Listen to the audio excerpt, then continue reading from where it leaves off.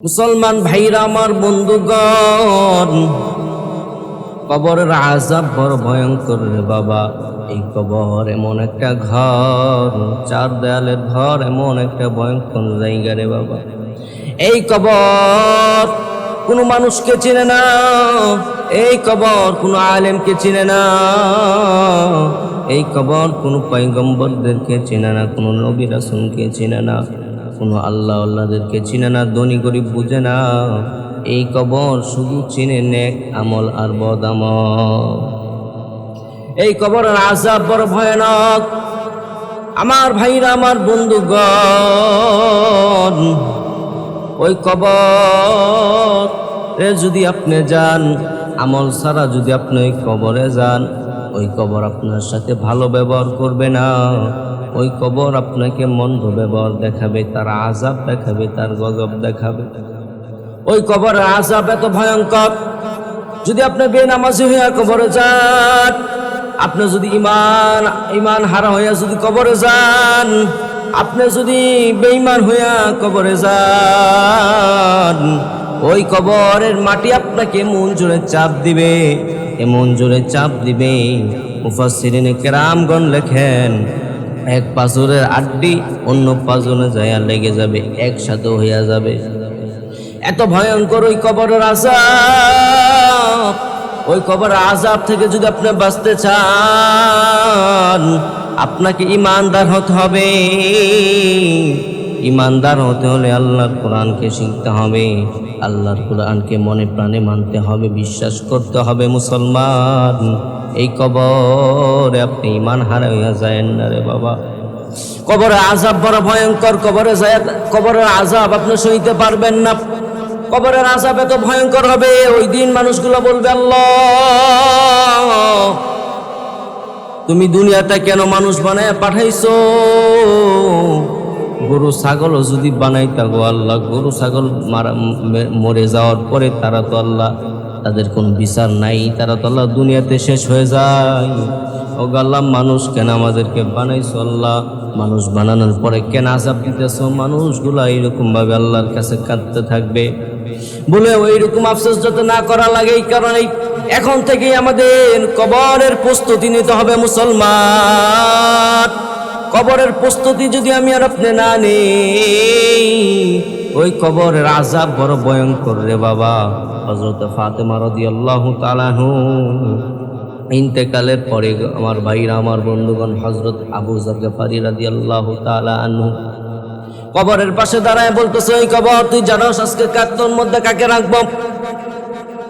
এবার আবু যর বলতেছে, তোর মধ্যে আজকে রাখবো খলিফাতুল, তোর মধ্যে আজকে রাখবো হযরত আলীর স্ত্রী, হযরত আলীর স্ত্রী ফাতেমাকে আজকে তোর মধ্যে রাখা হবে রে কবর। বলেও তার সাথে তুই বেয়াদবি করিস না। কবরের জবান আল্লাহ পাক খুলে দিলেন। কবর বললেন, ও আবু যর, আমি কবর আলীকে চিনি না, আমি কবর ফাতেমাকে চিনি না।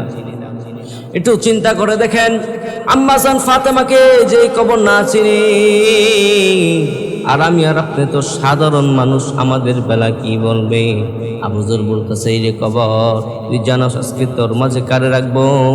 তোর মাঝে আজকে হাসান আল হোসেন সাইয়্যিদা শাবাবি আহলিল জান্নাহ, জান্নাতের পুরুষদের সর্দার হাসান হোসেন আম্মা জান ফাতেমাতুল নিসা আহলিল জান্নাহ, জান্নাতের সর্দানি, মহিলাদের সর্দানি ফাতেমাকে আজকে তোর মধ্যে রাখবো। এবার কবর বলতেছে, ও আবু যর, আমি হাসান হোসেনের আম্মাকে চিনি না, আমি জান্নাতের সর্দানি, মহিলাদের সর্দানি ফাতেমাকে চিনি না, আমি চিনি নেক আমল আর বদ আমল। যদি আমার কাছে সে নেক আমল নিয়ে আসে, আমি কবর তার সাথে ভালো ব্যবহার করব, আমি কবর তাকে আরামদায়ক, তাকে বিছানা করে দিব, আমি কবর তাকে আমি এমন ঘুম পাড়ায় দেব, কিয়ামত পর্যন্ত সে ঘুমাবে। আর যদি বদ আমল করে সে কবরে আসে, মনে রেখো আবু যর, তার অবস্থা এমন হবে, আমি কবর এমন জোরে, এমন জোরে, এমন জোরে আমি চাপ দিব, তার এক পাজের হাত, তার এক সাইডের হাড় আরেক সাইডে যায়, একসাথে লেগে যাবে। ও বন্ধুগণ, আমার ভাইরা আমার, এবার আবু যর বলতেছে, কবর, তুই জানোস নি আজকে তোর মাঝে আমি কারে রাখবো? আল্লাহ সৃষ্টির প্রধান আকর্ষণ জিনার পরিচয় আল্লাহ পাক কোরআনে দিয়েছেন, মা কানা মুহাম্মাদুন আবা আহাদিম মির রিজালিকুম ওয়ালাকিন রাসূলুল্লাহি ওয়া খাতাবুন নাবিয়্যিন। যিনি হচ্ছেন সর্বশেষ নবী, ওনার মেয়েকে আজকে তোর মধ্যে রাখবো। ওয়ামা আরসালনাকা ইল্লা রাহমাতাল লিল আলামিন। সৃষ্টির শ্রেষ্ঠ যিনি, ওনার সন্তান, ওনার কলিজার টুকরা মেয়ে কন্যা ফাতেমাকে আজকে তোর ভিতরে রাখবো। এবার কবর বললেন, এ আবু যর, আমি মুহাম্মদ সাল্লাল্লাহু আলাইহি ওয়াসাল্লামকে চিনি না, তিনার মেয়েকেও চিনি না। আমার কাছে যদি আসে, সে যদি আমার কাছে বদ আমল নিয়ে আসে, আমি তার সাথে খারাপ আচরণ করব, আমি তাকে কষ্ট দিব। আজও সে আমার কাছে নেক আমল নিয়ে আসে, আমি তার জন্য আরামদায়ক হয়ে যাব। মুসলমান, চিন্তা করে দেখেন, আল্লাহ নবীর কলিজার টুকরা ফাতেমাতু জহরা রাদিয়াল্লাহু তাআলা আনহা, উনার বেলা যদি কবর এমন কথা বলে, আমি আর আপনি সাধারণ উম্মত, আমার আপনার বেলা কবর কি বলবে রে ভাই? একটু চিন্তা করে দেখেন, কবরে আযাব কত ভয়ঙ্কর। রশিদ আহমেদ গাঙ্গুহি রহমাতুল্লাহি আলাইহি আল্লাহর আযাবের ভয়ে কাঁদতে কাঁদতে অন্ধ হয়ে গেলেন। আমার ভাইরা, আমার বন্ধুগণ, মুরিদগণ জিজ্ঞাসা করলেন, বুজুর্গ, ও আল্লাহর ওলি রশিদ আহমেদ গাঙ্গুহি, আপনি এত কান্দেন কেন? কাঁদতে কাঁদতে চোখটাকে অন্ধ বানায় ফেলছেন, আপনি কি আল্লাহর আযাব দেখছেন নাকি? আপনি এত কান্দেন কারণ কি? এবার রশিদ আহমদ গাঙ্গুহি বলতেছেন, ও মুসলমান, রশিদ আহমদ গাঙ্গুহি বলেন, আল্লাহ পাক আমাকে আল্লাহর আযাব দেখাইছে। এবার মুরিদরা বলতেছে আল্লাহু আকবার করে বলে বলতেছে, পীর সাহেব, আমরা জানি আল্লাহওয়ালারা কবরের আযাব দেখতে পারে, আমরা এটা বিশ্বাস করি। আমাদেরকে একটু বলবেন, আপনি কোন জায়গায় কবরের আযাব দেখছেন, কোন কবরে কেমন আযাব দেখছেন, আমরা একটু শুনি। এবার রশিদ আহমদ গাঙ্গুহি রহমাতুল্লাহি আলাইহি বলতেছে, আমি প্রায় সময় কবর জিয়ারত করি। একদিনকার ঘটনা, আমি এক কবরের পাশে দাঁড়ায়া চোখগুলা বন্ধ করিয়া আল্লাহর কালাম থেকে আমি তেলাওয়াত করতেছিলাম।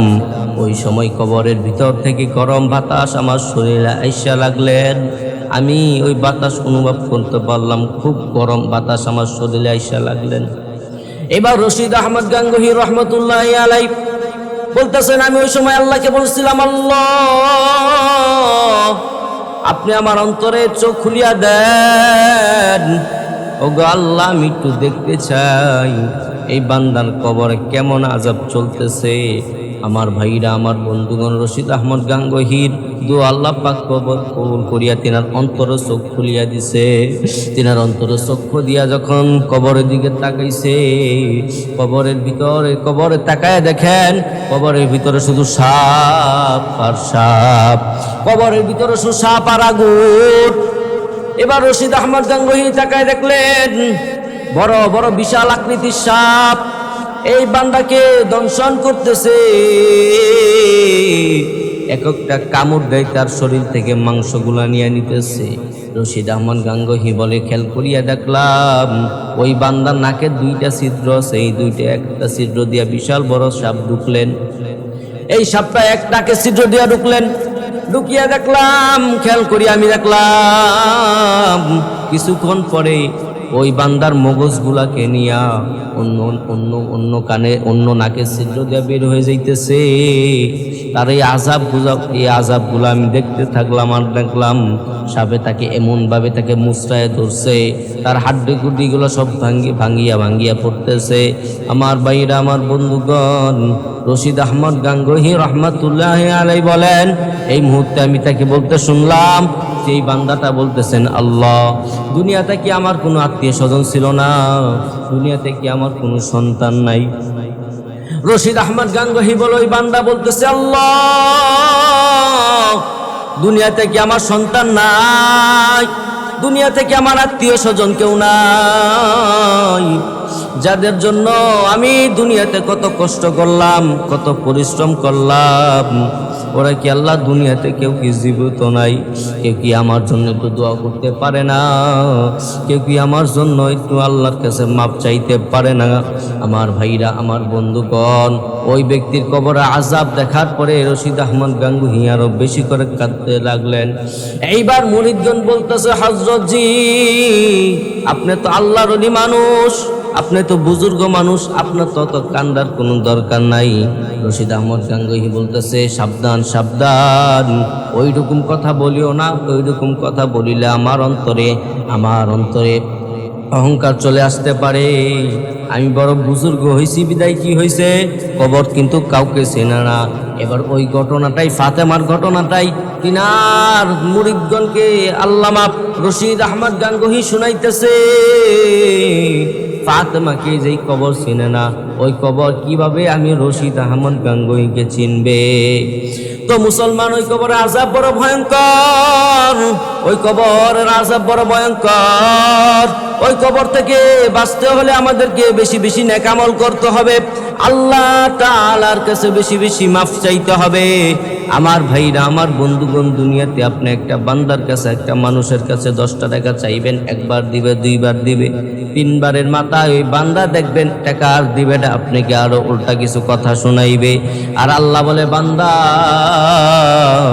আমি আল্লাহ তোরে কত ভালোবাসি, আমি আল্লাহ পাক প্রত্যেক দিন রাত্রে, আমি গভীর রাত্রে আমি আল্লাহ পাক প্রথম আসমানে নেমে আসি, আইসা আমি বলতে থাকি, আমার বান্দারা কার কি লাগবে আমি আল্লাহর কাছে চাও, আমি আল্লাহ তোমাদের সব দিব।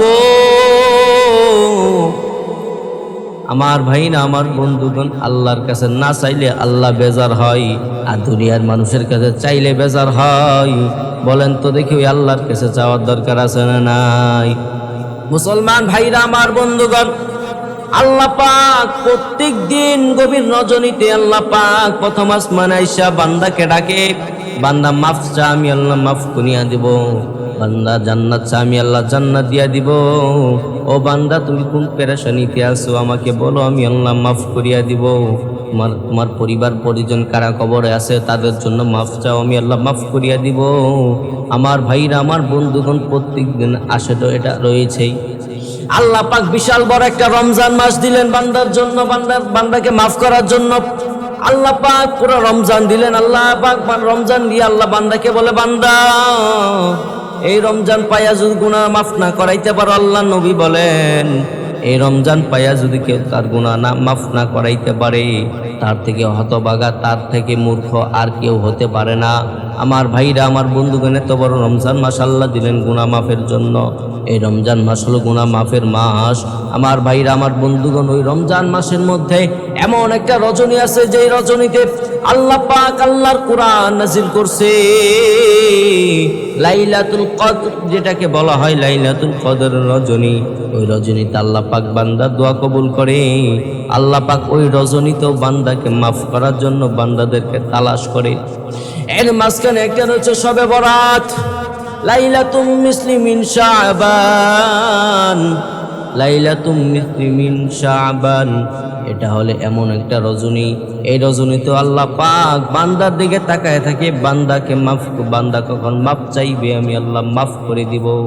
আমার ভাইরা, আমার বন্ধুগণ, বেশি বেশি আল্লাহর ইবাদত করা চাই, আল্লাহর কাছে বেশি বেশি তওবা করা চাই, বেশি বেশি নেক আমল করতে হবে, বেশি বেশি জিকির আজগার করতে হবে, কোরআন তেলাওয়াত করতে হবে। বর্তমান তো আমাদের সমাজে কোরআন তেলাওয়াত নাই। 100 ঘরের মধ্যে যায় দেখেন 99 ঘরেই কোরআন তেলাওয়াত হয় না। আমার ভাইরা, আমার বন্ধুগণ, এই কোরআনের সাথে যদি আপনি আর আমি সম্পর্ক রাখি, কবরের আযাবের সময়, তখন কবরে যখন ফেরেশতারা চলে আসবে, মুনকার নাকিররা যখন চলে আসবে, এই কোরআন যায় আমাকে আপনাকে বাঁচাবে। আমার আপনার পক্ষ হইয়া কোরআন মুনকার নাকিরদের সাথে তর্ক বিতর্কের মধ্যে লেগে যাবে। এই কোরআন যায় বলবে, হে মুনকার নাকির, তোমরা চলে যাও, এই বান্দা হলো আমার বন্ধু, এই লোকটা হলো আমার বন্ধু, সে সকাল বিকাল আমি কোরআনকে সে তেলাওয়াত করত। মুনকার নাকিররা বলবে তুমি সরে যাও, আমাদের প্রশ্ন আমাদের জবাব আমরা নিয়ে তারপরে যাব। কোরআন বলবে না, আমার বন্ধুকে ঘুমাইতে দাও, আমার বন্ধু এখন আরামে ঘুমাবে। দুনিয়াতে অনেক কষ্ট করার পর, সারাদিন পরিশ্রম করার পর রাত্রে আইসা আমাকে সে পড়ছে, আমাকে সে তেলাওয়াত করছে, এখন আমার বন্ধু একটু ঘুমাবে, তোমরা ঘুমাইতে দাও, তোমরা চলে যাও। এরকম যখন তর্ক বিতর্কের মধ্যে লেগে যাবে, আমার ভাইরা আমার বন্ধুগণ, এক সময় মুনকার নাকিররা চলে যাবে, ওই কবরে আযাব বাঁচায় দিবেন এই কোরআন। এই কোরআন বেশি বেশি নিজে পড়বেন, এই কোরআন সন্তানকে পড়াবেন।